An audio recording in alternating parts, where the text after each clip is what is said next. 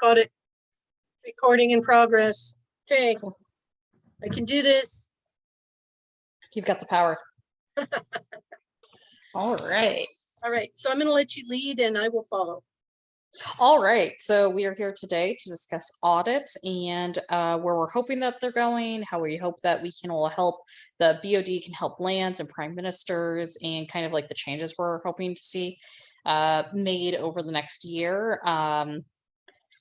If anyone's read BOD meetings or has kind of like started preparing for a audit, Raven, what would you say that they need to like look out for in this next audit? I think what I would suggest is that you read the corpora and that you're familiar with the audit requirements, because as of now, nothing really has changed as far as the audit requirements. So I'm just going to find them and just kind of go through them real quick, because we'll just kind of go through a outline of the parts. So the kingdom may audit any sponsored chapter at any time. The kingdom BOD shall conduct regular audits of lands every 6 months. So all chapters must provide the following requirements. Examples of recruitment, including but not limited to samples of advertising media, photos of activities, or a written description of how new players are brought into the park, copies of financial records and ledger for the past 6 months, copies of bank statements if applicable, meet attendance requirements, details of any emergency that affected regular meetings of the land, and then principalities, duchies, and baronies must submit additionally a list of current officers, a list of current dues paid members, the results of the most recent crown qualifications, and the most recent crown election results. Audit periods, I think we posted, are due through June 30th, and that's June 30th at 11:59 p.m. And then I think that that's really it as far as the audit section goes that I would focus on these meetings, because the interpretation of the audits is kind of beyond the scope, I think, of what we had wanted to do. We had talked about at the BOD meeting, about ledgers, changes and what we would require for the ledgers and financial records. We had talked about, are we going to require a handwritten ledger with receipts, as well as what's transcribed into the audit package. The bank statements are really kind of optional. I mean, if your land has a bank account, then we need bank statements, but not many lands do. Recruitment in the past has been a hot topic for discussion, and as of right now, it still is limited to what is in the corpora, but I think that the interpretation of that by the BOD has been kind of fluid in the past. Meeting attendance requirements is going to be and has been a source of discussion with the BOD, as far as, we've been using online sign-ins with COVID, kind of transitioning back to in-person meetings. How is documentation of attendance requirements going to change? Are we still going to require physical sign-in sheets, screenshots of Discord? And I think that one's really kind of up in the air right now. Yeah. And one of the things that I really want to point out to people is that with the ledgers, it doesn't exactly have to be a handwritten ledger, but I really recommend having a Google document that has everything in it, because it can be a perpetual ledger. It's also very easy to keep track of. And in the past, we've had a lot of lands actually lose records, but then you don't lose track of your money that way, because it's all electronic. You can't lose a physical piece of paper. So I really recommend lands get everything into a Google Drive and start preparing early rather than scramble at the end. Like, take the pictures of the sign-ins, upload them to your Google Drive, get things entered on the ledger, take pictures of receipts, upload it on the Google Drive. it's just so much easier if you do that and you prepare like that. Yeah, I Yeah. agree. I think, there's cash boxes, that's kind of another thing. There's like the cash and the ledger. Perpetual ledger, I think, has been a favorite because you can transfer that from PM to PM. Yeah. And, there's the PM transfer contract that has been for the most part at the kingdom level, but I think that wouldn't be a bad idea at the land level. And a perpetual ledger is going to be pretty much, here's what we have, here's the cash, it meets it, and then transfer, rather than the physical ledger, which, like you said, can have water spilled on it or get lost or. Yeah, people, I mean, people move, people clean up, and they see a sheet with a bunch of numbers, and like a roommate might think it's important, but it actually is, things like Yeah. that. Oh, it just happens. So I think that the Google Drive's like the way I feel like land should start looking at it, especially because I believe in our corpora, it says prime ministers need to have access to the internet in order to do their job. So it's very easy to create a land, like just Google account, and then that's also very good for advertising to have that available, to have an email address available for business cards and such. Yeah. And I think Yeah. also the perpetual ledger is nice to have submitted, because in the audit package, there is a page where you type in your ledger. And if you don't have any kind of other documentation for your financials, you can write in anything in the audit package. But I think having some way to double check that and make sure that that is correct is kind of left up to having a perpetual ledger in that Google Doc. Yeah, actually, I have our lands Google Doc set up so that's actually in the same format as the ledger, that on the sheet, the spreadsheet set up the same way. So I can literally copy and paste a screenshot of our ledger from the Google Drive and paste it into the form, and it's all already set up. It saves you so much time to do that. Yeah. Yeah. And then real quick, have you read this month's all thing? Yes. So something I want to point out to people is proposal 2, modify due times in the corpora for clarity, specify that due dates in the corpora currently state midnight mean 11:59:59 the day stated. And I don't know how many times we've all had lands be like, I can't figure out which day it means. And I think that would be really helpful to know that it's, it's not midnight. It's like, July 31st at 11:59 p.m. so that we know. Yeah. And I agree. And in the past, we've kind of set it at like July 1st at midnight, like that whole. So July 1 was kind of actually included in the amount of the period of time that you could submit it. And I mean, to me, June 30th at midnight, where it changes to July 1, that's the deadline, but everybody interprets it differently. Yeah.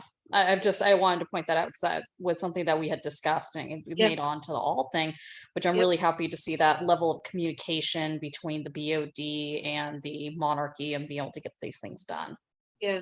I'm really proud about that with our BOD currently. We'll see if it passes. Fingers crossed.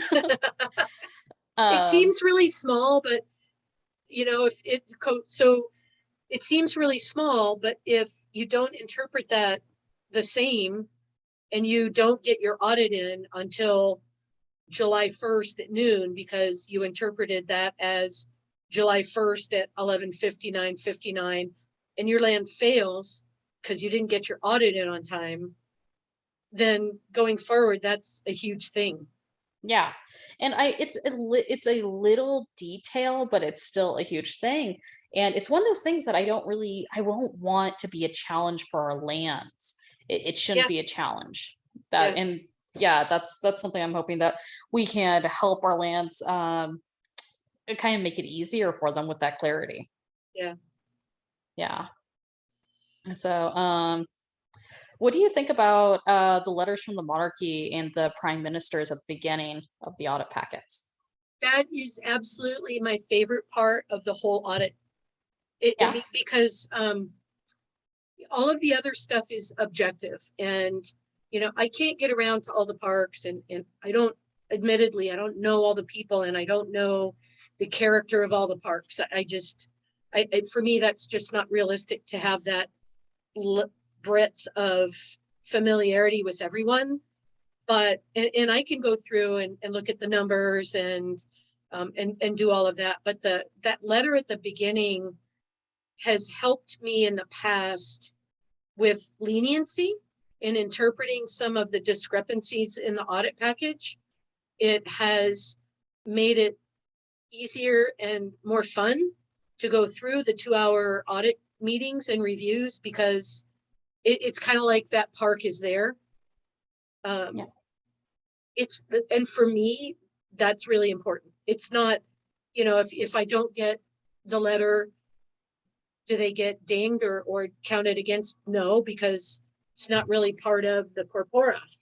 But it just really helps the flavor of the audit and It sets the explain. tone. Yeah, it does. And Yeah. and it explains, it's like all of us got COVID. We couldn't show up, and the prime minister was sick, or the smoke was really bad outside, or we all went to a demo, or this happened with our cash box or our ledger, or this happened with attendance. And in the past, when we've required written ledgers and screenshots of actual hand signed ledgers, now what if one gets lost? Exactly. And that's where I go right back to being like, one of the things I loved reading those, especially when I was in the monarchy, was I would be able to look at it and see if this land needs help in some way. Like Yeah. if the prime minister says, like, I'm really new, I'm not quite sure what I'm doing with an audit, I know then that I can reach out to that person and be like, hey, do you need extra help? Or if they're like, we're dying here, we don't know how to increase numbers, and be like, well, do you need help looking for like a demo or a group or something? It Right. really lets the monarchy know overall in the kingdom monarchy how maybe they can reach out to that land to help them. So Absolutely. yeah, and speaking of reaching out, all the BOD members have lands that they're supposed to reach out to and try to help with their audit. Have you found that that helps your land and that you've been able to help lands with that program? Yes, I have 3. 2 of them are pretty well familiar with doing audits and said, thanks for reaching out, but I'm good. And the third one, I need to follow up on. But I think that gives us, again, a personal contact and a little bit more of a kind of a personal involvement in making sure I want everybody to succeed. Yeah. I don't necessarily need all the lands to be baronies and duchies, but I want everybody to succeed. And the prime minister position is a lot of work, and it's Mhm. really important, and it's kind of hard. Yeah. And in And some ways I it's think the support thankless. is nice. Yeah. And sometimes it's thankless to be prime minister, and I think that any help that can lessen the burden of their job is always really good to feel. Like when I was a prime minister and someone was like, hey, do you need help? And I'd be like, oh, thank God someone's like noticing. So yeah. Yeah, it's hard to reach out for help when you take the position and then you get into it and you're like, I didn't realize what it was going to be, or I don't know how to do that. And not everybody is comfortable reaching out for help, asking for help. Mhm. I totally understand that. And I think at least it also maintains a connection and an awareness of the BOD, which Yeah. not a lot of people recognize, everything that we do. I think it makes us a little bit more friendly and personable, rather than we meet every 6 months and go through these audits and, bring down the whip kind of a thing. Yeah, and it's not meant to be that way. It's meant a way for us to have a clear, like, communication line with our land so that we can talk to them and be like, hey, what kind of like what's going on? Like, do you guys need help? Is there something going on in your park we need to be aware of? Is your park dead? Do like it's really a health check, Yep. which That's what I was is thinking good. too. We just want everybody to thrive and be healthy. Yeah, exactly. We need everyone to like just, kind of reach out, talk to us so that we know that there's things going on. If you're having a problem with the kingdom, then cool, you have an automatic person that can be like, well, I can get you to talk to someone. Like, do you Right. want to talk to someone? And we Yeah. can help out with that. So yeah. And the other thing too is I've heard a couple comments about, well, the BOD, it's not really the BOD's purview to be doing that. However, the BOD is responsible for contracts. And each Mhm. land in West March signed a contract to be a member of West March. And in that contract is abide by the current edition of the rule book, abide by the corpora and bylaws, regularly scheduled amp guard, crown quals, maintain records of attendance of all members, a membership roster, accurate financial records, and a ledger format, and records of awards and honors received by that chapter's members. So although it's not the purview of the BOD to like supervise and monitor the lands, I think that a big part, an important part of the audits is to make sure that the lands who signed a contract with West March are honoring those particular terms of their agreement. Yeah. So yeah. Yeah, I think that's all we have time for tonight. Now, real quick, because we are both on the phone right now, you said, I believe, that Wednesday, Thursdays are good days for you to do meetings. Is that right? I have the next one was going to be Monday, the 11th at 7:30. Okay, that's perfect. I will go ahead and put that in, and I'll make the announcement Okay. at 7:30 p.m. I have, yeah, 7:30 on Monday, the 11th. I work till 6, so that gives me time to get home, feed the cats, get out of my work clothes, and hit the computer.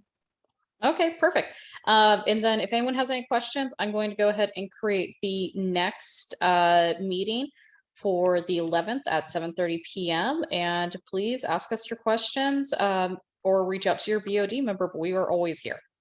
Yeah, absolutely. If anybody needs anything, feel free to message me. I'm also going to post, since we're recording this, I will post it on the recording on CA AmpGuard in case Yes. people don't use Facebook, and maybe I'll put a thread there. If people have questions, they can post them there if they see them. And I'll try to screen that before we meet again and include those in our talk. Yeah, and also we will, if you ask your question, we will not only answer it during our Q&A, but we'll also post a written answer for you so you can go back and double check easily. Perfect. Awesome. Thank you so much for your time, Raven. Sounds And good. I will Thanks, Kaya, for talk to you doing soon. this. Yep. Thank you. All Bye. right. Bye.